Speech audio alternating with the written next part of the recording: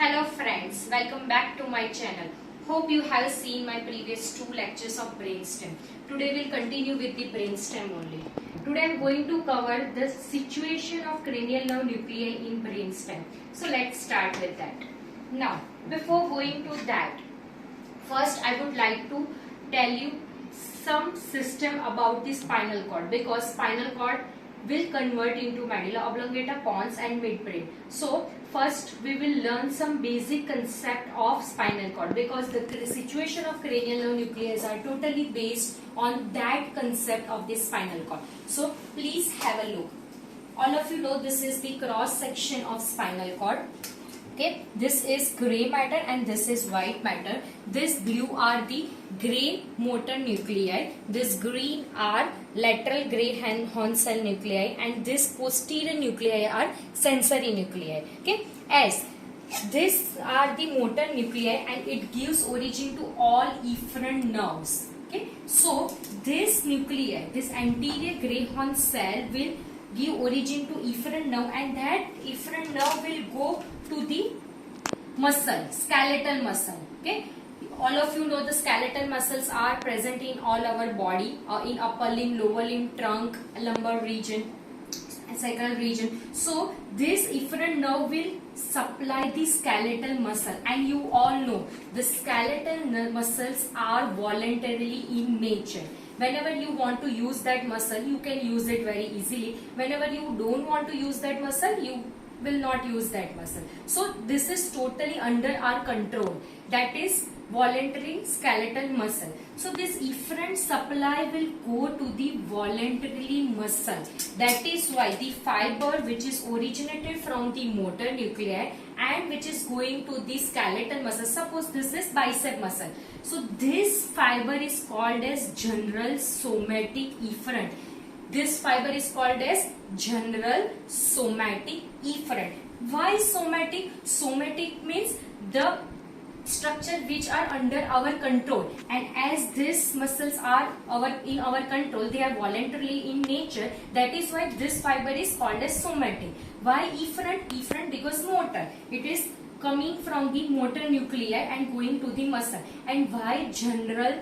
Because it is present in our body, all over the body, upper limb, lower limb, okay, cervical region, thorax regions, lumbar region. So that is why it is called as a general. As in our body there are mainly two types of senses, general and the special. General means which is present in all our body, and special means which is only present in special area of our body. Just for an example, taste sensation. Taste sensation is the special type of sensation which is not present in our upper limb and the lower limb. That is why this fiber is called as general somatic efferent. Clear? Now, there are mainly two fibers coming from the gray horn cell of spinal cord. One is going to the muscle, and another fiber which are originated from the lateral gray horn cell of spinal cord and which are going to the glands of our body. Okay, you know there are many glands situated in our body, so some motor fibers are also going to the glands. Okay, so this fiber which is originated from the lateral gray horn cell of spinal cord and which is going to the glands of our body, this fiber are called as general visceral efferent. Why it is general visceral efferent? Why it is visceral? Because it is going to the viscera of our body. Why it is general? Because glands are present in all over our body, so it is common. Okay.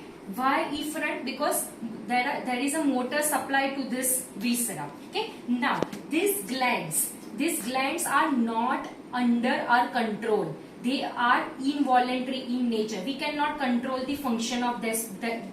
That is why it is visceral. So we have seen two motor fiber. One is coming from anterior gray horn cell and the second is coming from the lateral gray horn cell. The anterior gray horn cell which gives fiber to the voluntary muscle that are skeletal muscles, and these fibers are called as general somatic efferent. And the another fiber which is originated from the lateral gray horn cell and going to the glands, these fibers are called as general visceral efferent. Please keep this in your mind, because the situation of cranial nerves are nuclei are totally based on this concept. Okay, so we'll see. So we have seen the motor system. Now we'll see the sensory system. Fine. So first we'll see this posterior gray horn cell. This posterior gray horn cell receives the efferent fibers from the peripheral. So we'll see this. Suppose this is the receptor. Receptors are situated in our screen, upper limb and lower limb. Suppose this is the pain receptor. So these sensations are going from peripheral. This is the dorsal root ganglia. This sensation are going from the peripheral and it enters into the sensory nuclei or posterior gray horn cell.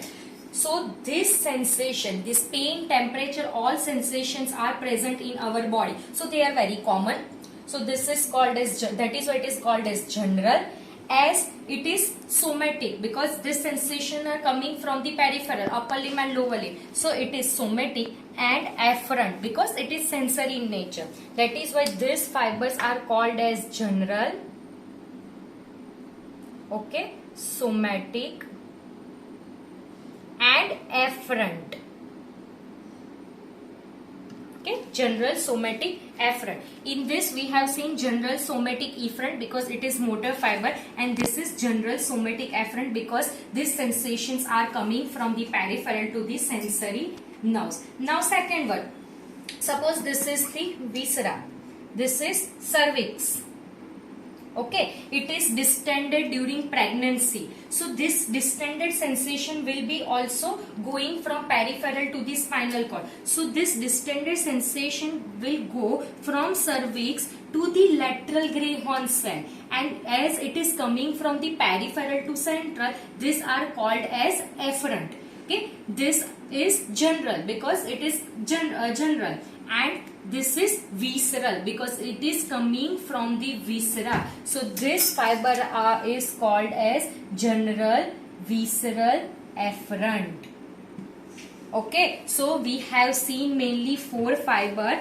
The fiber which is going from anterior gray horn cell and which gives supply to skeletal muscle. This fiber is called as general, somatic, efferent. The another fiber which is going from the lateral gray horn cell to the glands of our body, that are called as general, visceral, efferent, not afferent because they are motor. Now there are two sensory fibers. One is coming from the receptor and going to the posterior gray horn cell, that is called as general, somatic, afferent, and the fibers, sensory fibers which are coming from the viscera to the spinal cord. I gave one example of cervix. Okay, so this sensation is going from peripheral to the lateral gray horn, posterior part of lateral gray horn, and that fiber are called as general, visceral, afferent. So we have these four fibers. Now in our body, mainly they are called as general because they are present all over in our body, but there are also some special as well as general fiber in head and neck. Okay, this all type of fibers are situated in brainstem. Okay, general, somatic, efferent, general, visceral, efferent, general, visceral, afferent, and general, somatic, afferent. These all four are situated in brainstem. Why? Because spinal cord is converting into medulla oblongata, midbrain, and the pons. Okay, so this same concept applies here in terms of cranial nerves. Okay, as these are the spinal nerves, and these spinal nerves are taking origin from the nuclei and they are coming to the nuclei of spinal cord. Same like that, there are 12 cranial nerves. Among that, from 3rd cranial nerve to 12th cranial nerve, they are coming from the, they are attached with the brainstem, or they are coming from the brainstem. So they also need some nuclei for its origin. Okay, so this all cranial nerves are originated from this nuclei, and these nuclei are either they are general, somatic, efferent, general, visceral, efferent, or a general, somatic, afferent, or a general, visceral, afferent. Along with that, there are some special nuclei situated in brainstem, in head and neck, like hearing sensation, balance sensation, taste sensation. They are special sensation. They are not present in our body. Just for an example, if you put ice cream on your hand, you cannot taste it. Why? Because the taste sensations are not situated in hand. You have to put that ice cream in inside your mouth so that you can taste it. Clear? So this special, along with this nuclei, the special type of nuclei are also situated in brainstem. Okay. And so as this is the spinal cord, when we open up this spinal canal, it will convert into the floor of fourth ventricle. It is going upwardly. Okay. You know, in my previous lecture I told you that this motor nuclei will situated in the medial part and this sensory nuclei are situated in lateral part. So hope this is the basic concept of spinal cord. Now we'll see the nuclei situated in brainstem. Okay. Before going into that, I would like to tell you the brief functions of all 12th cranial nerve nuclei. First, olfactory. The function of olfactory is to smell. Second is optic. Optic is for vision.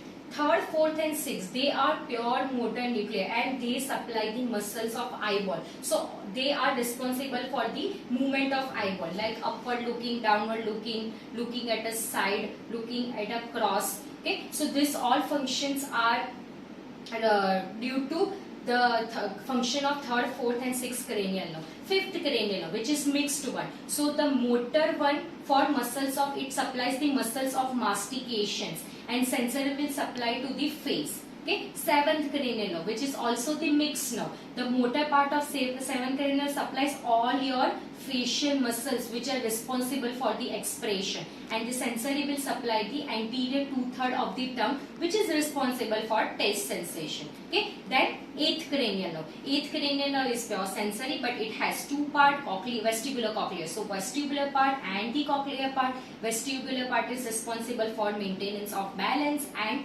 cochlear part is for the hearing, which is the special sensation not present in our upper limb and lower limb. Then 9th and 10th cranial nerve. 9th and 10th cranial nerve are mixed nerve. The sensory supply of 9th and 10th cranial nerve are on posterior 1/3 of tongue, and it is also responsible for the taste sensation. And they are responsible for the swallowing activity, and the 10th cranial nerve has also supply with the parasympathetic chain and which are responsible for this parasympathetic activity of the organs of our body. Then 11th cranial nerve, they are 11th is pure motor. It supplies the trapezius muscle and the sternocleidomastoid muscle. And 12th cranial nerve, hypoglossal nerve, which is also pure motor in nature, and it supplies the muscles of tongue. Okay, so all the movement of tongue is due to the proper function of 12th cranial nerve. So now we'll see the situation of cranial nerve nuclei in brainstem. Some nuclei are motor in nature, some nuclei are pure sensory in nature, and some nuclei are mixed. So first we'll see the motor nuclei. Okay, you can see this diagram. This is midbrain, this is pons, and this is medulla oblongata. We have seen in motor fibers there are two motor types of fiber: general somatic efferent, which gives supplies to voluntary muscle, and general visceral efferent, which gives supply to the glands of our body, which are totally involuntary in nature. So first we'll see the motor nuclei, which is situated in medulla oblongata. So this is the motor nuclei situated here. As you can see in this diagram, the motor nuclei are always in medial side. So this nuclei are called as general somatic efferent. The nuclei which is situated in the middle part of medulla oblongata, this nuclei called as general somatic efferent. Why? Because this general somatic efferent, this nuclei gives supply to the muscles of tongue, and you know the muscle of tongue are totally voluntary. Okay, if you want to speak, you will speak. If you don't want to speak, you will not speak. So this tongue is totally under our control. Okay, that is why this nuclei which gives supply to the muscles of tongue, okay, that nuclei is called as general somatic efferent. You know which cranial nerve is giving supply to the tongue, which cranial nerve is responsible for the activity of the tongue? 12th cranial nerve. Okay, this is 12th cranial nerve, which is pure motor in nature, and hypoglossal nerve. So this is the nuclei for 12th cranial nerve. purely motor in nature. This is purely motor in nature. Okay, as it gives supply to the voluntary muscle, so it is general somatic efferent. Now, this type of nuclei are also present in pons and midbrain. So we'll see the nuclei, it is going upwardly, this nuclei are going upwardly and form the another nuclei. So in pontomedullary junction there are another one nuclei. Okay, it is extending upwardly. Okay, in upper part of midbrain and in lower part of midbrain. As you can see, this all nuclei are situated in the middle part. Okay, so this is nuclei of 12th cranial nerve. So this general somatic efferent nuclei going upwardly, and it also form the nuclei in pons and midbrain. Okay, so the nuclei which is situated in pontomedullary junction in a middle side, so these are the nuclei for 6th cranial nerve. Okay, these are the nuclei for 6th cranial nerve. The nuclei which is situated in the lower part of midbrain, these nuclei are nuclei of 4th cranial nerve, and the upper part of midbrain, this nuclei are nuclei of 3rd cranial nerve. So this 3rd cranial nerve, 4th cranial nerve and 6th cranial nerve, this cranial nerve are purely motor in nature and they supply the muscles of eyeball. You can see in this diagram, this is the eyeball. Okay, these are the muscles of eyeball. The upper part, this upper fiber is superior rectus muscle. This is inferior rectus muscle. This is the medial part of eyeball. So this is medial rectus muscle. This is lateral rectus muscle, superior oblique muscle and the inferior oblique muscle. So these all muscles are supplied by 3rd, 4th and 6th cranial nerve. As you know, these muscles are voluntarily in nature. So in that, the SO4, you know SO4, that is superior oblique is supplied by 4th cranial nerve. This is superior oblique. So superior oblique is supplied by 4th cranial nerve. And LR6. LR6 means lateral rectus is supplied by 6th cranial nerve. So this is lateral rectus which is supplied by 6th cranial nerve. So all the remaining muscles, superior rectus, inferior rectus, inferior oblique, medial rectus and levator palpebrae superioris, this all are supplied by 3rd cranial nerve. So basically, in brief, the muscles of eyeballs are supplied by 3rd, 4th and cranial nerve, and these are the nuclei of this cranial nerve. So cranial nerve nuclei 3, 4, 6 and 12, they are general somatic efferent. Clear? Suppose this is midbrain, this is pons and this is medulla oblongata. Okay, so the nuclei which is situated in the upper part of midbrain is 3rd cranial nerve nuclei. Just below it, the nuclei which is situated in the lower part of midbrain is nuclei for 4th cranial nerve. This is pontomedullary junction. So the nuclei which is situated here is for 6th cranial nerve, and the nuclei which is situated in medulla oblongata is for 12th cranial nerve. They are general somatic efferent. So I hope you clear with this. Now we have covered the one part, general somatic efferent. What we have seen, there are two fibers of motor. The second one is general visceral efferent. So now we'll see the general visceral efferent. So just lateral to general somatic efferent, the another nuclei is situated.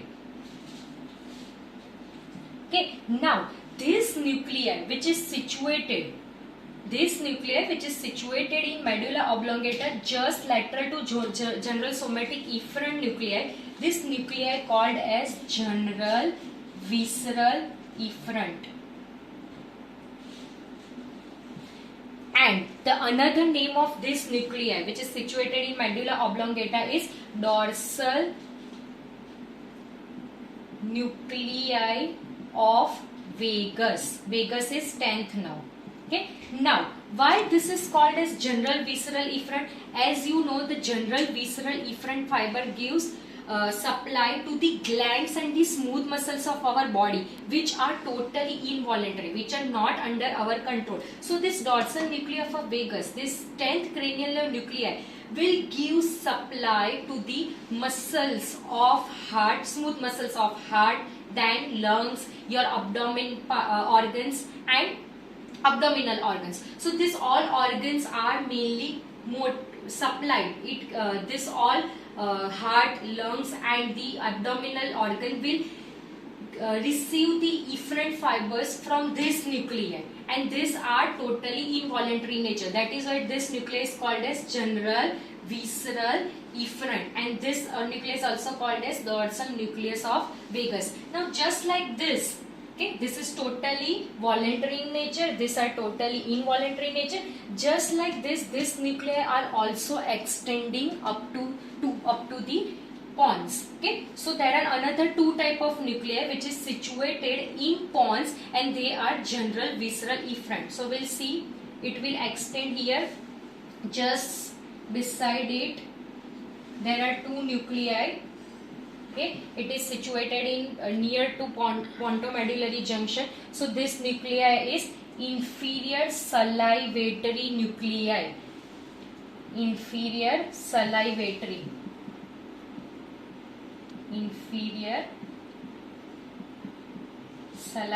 nuclei. Just upper part of it, the another nuclei is situated, which are superior salivatory nucleus. Superior salivatory nuclei. Okay, and just above the superior salivatory nuclei, the one nuclei is attached. So this nucleus is lacrimal nuclei. Lacrimation. So you know this saliva and the lacrimation, okay, these are not under our control. The lacrimation, that are tears, and the saliva, these are not under our control. That is why these nuclei are also called as general visceral efferent nuclei. Now as this lacrimatory nuclei is attached with the superior salivatory nuclei, so that this whole nuclei is also called as a lacrimatory nuclei. So this is all about the general visceral efferent. Okay, we have seen general somatic efferent, 12th, 6th, 4th, 3, then just beside it general visceral efferent. Okay, one nuclei which is present in medulla oblongata, that is dorsal nucleus of vagus. The another two nuclei situated in pons is inferior salivatory nucleus and superior salivatory nucleus, which are responsible for the saliva and the lacrimation. Okay, now as I said, there are some special sensation present in head and neck, okay, which are not present in peripheral spinal cord. Okay, and that special sensation has also efferent supply and the afferent supply. So God has given one extra nuclei, okay, which are originated or derived from the branchial arches. If you have seen my previous lecture, I have told you that branchial arches is situated just near to the motor nuclei, and it gives origin to some special type of structure. So there is one another special nuclei which is situated, ideally it should be situated here, but it is situated here, anterolateral part. This nuclei called as special visceral efferent. So these are special visceral efferent which are derived from the branchial arches, and it gives the special type of activity in head and neck. Okay, so this special visceral efferent which is situated in the anterolateral part of this nuclei, they are called as nucleus of ambiguous. Why? Because in initial part the scientists could not, the neurologists could not find out the reason, they could not find out the reason of this nuclei. Okay, so that is different, and that is why they have given the name nucleus ambiguous. Okay, so the nucleus ambiguous which is situated in medulla oblongata, it will give supply to the larynx and the pharyngeal muscle. Now this special visceral efferent nuclei is also extended to the pons and midbrain. Now what is the function of special visceral efferent nucleus? This nuclei are neither voluntary in nature nor involuntary in nature. They are partially controlled by us. What do you mean by partially controlled by us? So there are special muscles of face. You know the facial muscles. Okay, frontalis, corrugator, superficialis, then orbiculi, oculi, orbiculi oris, buccinator, platysma. They all are responsible for the facial expression. Now facial expression are partially controlled by us. If I want to smile, I will smile. If I don't want to smile, I will not smile. But if someone comes to me and slap me, I immediately scream at him or her, or I immediately give reaction to that person. So that is not under my control. So the muscle of facial are partially controlled by us. That is why they are called as special visceral efferent fibers. Okay. Same. Second, muscle of mastication. Medial pterygoid, lateral pterygoid, temporalis, masseter, they are responsible for the chewing activity. Okay, so this chewing activity is under your control. Okay, but if you talk to someone and if you are in a deep thought, okay, chewing activity will be automatically happen inside your body. So this is also partially controlled, automatically. Sometimes it is automatically controlled. Okay, now so this extend, it will extend to the pons, and here this fibers, and here it form the another nuclei. Same like here. Okay, so this efferent nuclei are for 7th cranial nerve and these are for 5th cranial nerve. You know the facial muscle, that is 7th cranial nerve, and 7th cranial nerve is mixed in nature. So the motor supply of 7th cranial nerve, it supplies the muscles of face and they are special visceral efferent. We'll talk the sensory supply of 7th cranial nerve later. Okay, and the 5th cranial nerve, it is also the mixed nerve. It has sensory supply and the motor supply. Motor supply will give supply to the muscles of mastication. So this nuclei also special visceral efferent. Okay, so students, we have talked about the motor nuclei of brainstem. Okay, it is the concept of the spinal cord only. Spinal cord has two type of nuclei or a fibers: general somatic efferent and general visceral efferent. So first we have seen general somatic efferent. Okay, so again I would like to show you in this. This is midbrain, this is pons, and this is medulla oblongata. Okay, first we'll talk about general somatic efferent. So the general somatic efferent which is situated in medulla oblongata is nuclei of 12th cranial nerve.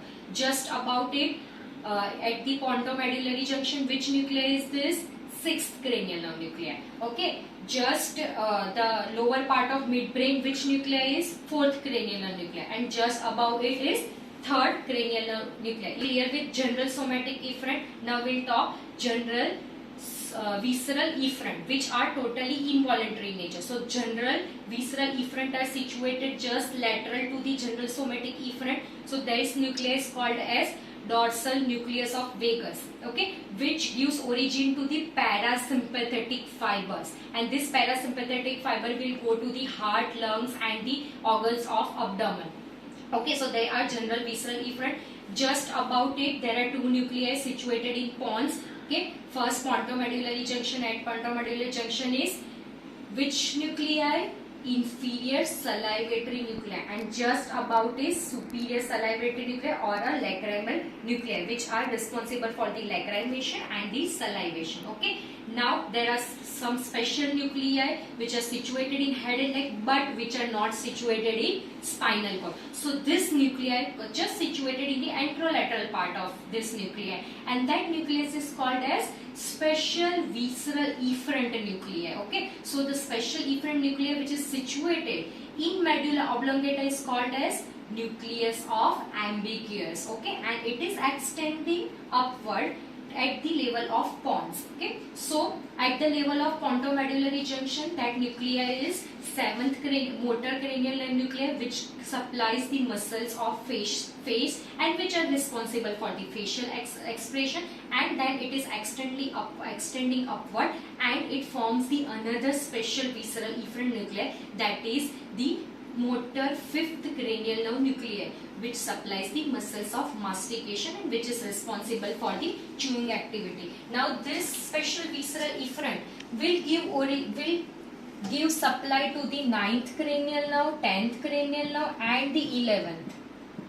9th, 10th and 11th. It means this one nuclei can give origin to many fibers. Okay, this special visceral efferent gives origin to many fibers, like it gives origin to 9th, 10th and 11th cranial nerve. In another word, the 9th, 10th, one nerve fiber